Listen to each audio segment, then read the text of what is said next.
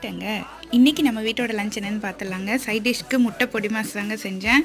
நல்லா வெங்காயம் எல்லாம் வெட்டி போட்டு சூப்பராக செஞ்சுருந்தேன். இப்போ மிளகு பெப்பர்லாம் போட்டு.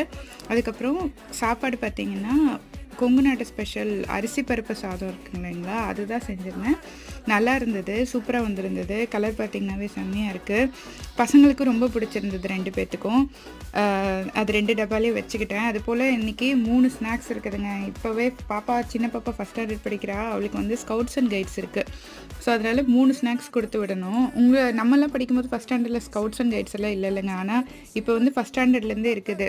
பரவாயில்ல, பசங்க ஏதோ ஒன்று கற்றுக்கிட்டோம். ஃபஸ்ட்டு ஸ்நாக்ஸுக்கு பார்த்திங்கன்னா ஆப்பிள் தான் கொடுத்துருந்தேன். ஆப்பிள் வந்து இப்படி டிஷ்யூக்குள்ளே வச்சு கொடுத்தீங்க அப்படின்னா அது கலர் சேஞ்ச் ஆகாது.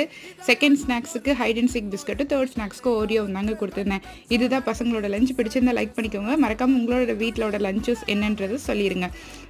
சேனல் சப்ஸ்கிரைப் பண்ணிக்கோங்க, சப்போர்ட் பண்ணுங்கள். அந்த பெல் ஐக்கானை கிளிக் பண்ணிக்கோங்க. வரட்டுங்களா?